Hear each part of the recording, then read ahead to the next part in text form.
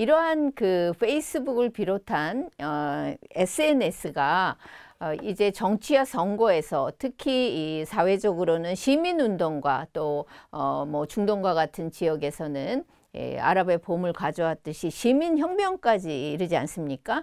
이런 것에 대한 영향도 우리가 좀 간단하게 좀 얘기를 할 수가 있을 텐데요. 뭐 어떻게 생각하세요? 이 티니지의 제스민 혁명이나 이런 거에 대해서. 네, 사실 이제 페이스북은 이제는 국경을 초월한 사이버 공간의 하나의 국가가 되어버렸죠. 그러니까 그러다 보니까 어느 국가에 상관없이 페이스북에 막지 않는 한은 페이스북이 시민운동하고 시민혁명에 영향을 미치는데, 첫 번째 영향이라고 한다면 물론 이제 정보의 자유로운 접근이죠.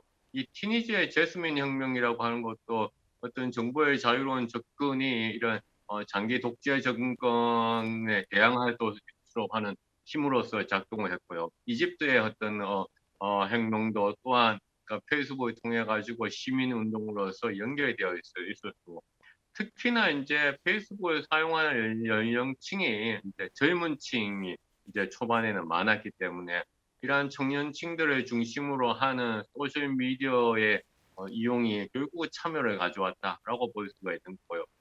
또한 이제 주류 언론이 매일 일어나는 정치 시위라든가 혹은 그러니까 사람들의 어떤 어, 솔직한 의견들을 제대로 전달하지 않는 것에 대한 항의의 표시로서 티니지라든가 이집트에서도 현장에서 바로 촬영한 영상과 혹은 현장에서 느끼는 분위기를 그것도 실시간으로 전달하고 기록하고 업로드하면서 좀 더 참여 미디어 또한 그러니까 참여 미디어와 함께 이제 사람들과 함께 공유하는 그런 미디어로서 작동을 했죠. 이런 현상은 기존 미디어에 대한 신뢰가 낮을수록 또한 소셜 미디어에 대한 기대와 신뢰가 더 반대로 높아지면서 나타나는 그런 영향도 우리가 또 주목해서 봐야 될 것 같다고 생각을 합니다. 네, 맞습니다. 이렇게 페이스북이 시민운동을 촉발했는가? 그래서 학자들은 굉장히 거기에 대해서 SNS와 같은 소셜미디어가 정치활동, 시민운동, 시민혁명을 이끈 도화선인가? 또 더 나아가 이 페이스북 뭐랄까 페이스북이나 소셜미디어에서 낙관적으로 보는 학자들은 시민운동의 핵심 수단이라고까지 주장하기도 합니다. 그런데 이제 여기에 대해서는 의견들이 좀 다양할 수 있겠는데요. 교수님 생각은 어떠세요? 이게 과연 페이스북이란 것이 정치활동의 하나의 트리거 역할을 하는 것인가? 아니면 반드시 시민운동의 아주 키 수단인가? 페이스북은 그러니까 여러 가지의 속성들을 가지고 있는 거잖아요. 그러니까 네, 페이스북이라고 뭐 얘기하자면 당장은 이제 사람들의 어떤 교류를 촉진하고 있는 그런 매체잖아요. 네. 페이스북의 정치를 이제 교류를 촉진하다 보니까 정치 활동, 정치 집회, 정치 모임이라고 하는 것은 결국은 정치적 동원을 전제를 해야 하는 것입니다. 정치적 동원을 하는 데 있어서 온라인 매체인 페이스북이 상당히 중요한 수단으로서 작용을 하는 것은 맞죠.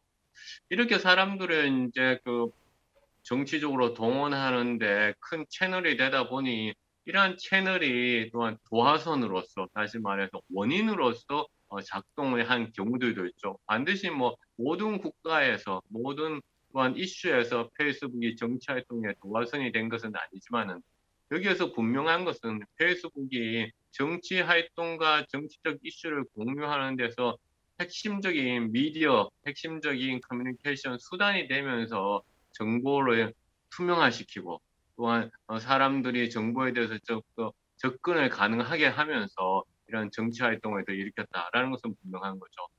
위키리크스라고 해서 이제 우리가 그 핵심적인 그러니까 정보들을 많은 사람들한테 공유시키는 이 경우에도 그렇고, 이집트의 경우에 어떤 키파야 운동으로 시작돼서 이제 인터넷을 활용하고 블로거들의 활동이 중요한 역할을 차지했지만, 이런 것은 사실 페이스북이 있기 전의 활동들이었는데요. 페이스북이 있기 전에 했던 활동들이 페이스북을 통해서 훨씬 더 한 단계 더 업그레이드 됐죠. 여기서 업그레이드라고 하는 것은 보다 많은 사람들이 참여하게 되고, 또한 웹 2.0이다 보니까 참여자들의 정보들이 다른 참여자들한테 더 빨리 공유되게 되는 그런 이제 가져왔고요.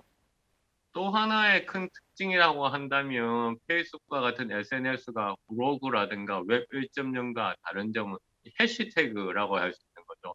네. 지금 무바르크 대통령 퇴진의 경우에서도 보면 이러한 그 해시태그를 통해 가지고 우리가 정보들을 확산시키고, 그러니까 정보를 확산시킨다는 얘기는 그 정보가 좀 더 잘 검색이 된다라는 것이죠. 그래서 그런 측면에서 우리 페이스북과 같은 이런 SNS를 웹 2.0으로서 웹 1.0이었던 블로그라든가 혹은 홈페이지와 좀 큰 차이를 우리가 있다라고 이제 설명을 하고 있습니다. 네.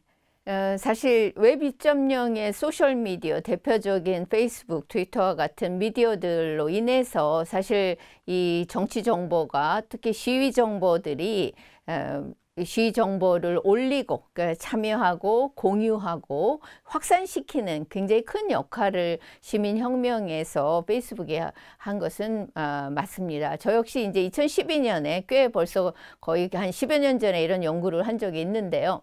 그러니까 이 경찰들에 의해서 무참하게 살해당한 할레사이드라는 청년의 죽음을 애도하면서 페이스북 페이지를 만들었거든요. 그래서 당시 이집트의 민주화 혁명에 이제 어떻게 보면 큰 하나의 뭐랄까요, 기폭제 역할도 했고, 또 정보 확산에 기여한 차원에서 당시 이제 페이스북을 연구하면서 저도 이집트 민주화 혁명에서 과연 이 페이스북 팬 페이지가 구글에서 일했던 이집트 개발자가 이제 이 사이트를 만들어서 아무튼 굉장히 그 시위 활동을 확산했는데, 그래서 어떻게 관련 정보를 생산하고 확산하고 저널리즘을 수행했는가, 그래서 또 다른 미디어에 어떻게 영향을 미쳤는가를 연구한 적이 있습니다.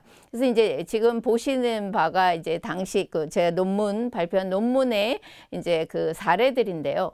기본적으로 이제 포스트를 기사 유형처럼 생각을 해서 나온 결과들은 시위 관련 정보가 어쨌든 스트레이트 뉴스 형식으로 계속 전달됐고, 동영상, 사진 등이 비중 있게 다뤄졌고, 또 이런 것이 공유되고 확산되었다는 점. 그래서 당시에 이 포스트가 갖던 프레임은 주로 일화적인 프레임으로 당시에 이 상황을 에피소드적으로 굉장히 확산시켰고, 결국은 페이스북만이 그 기사를 전달한 것이 아니라 이 해설 비중이 높은 기사일수록 호응도가 높고, 또 댓글 숫자도 너무 많아지면서 이것이 주류 언론과 또 국제 언론과 연계해서 국제적으로 이 이집트 민주화 운동 이 확산된 그런 결과를 가져왔다라는 연구를 한 바가 있습니다. 결국 이제 이런 연구를 통해서 소셜 미디어가 주류 언론과 어떻게 네트워크 저널리즘을 확산해 가는가 하는 연구를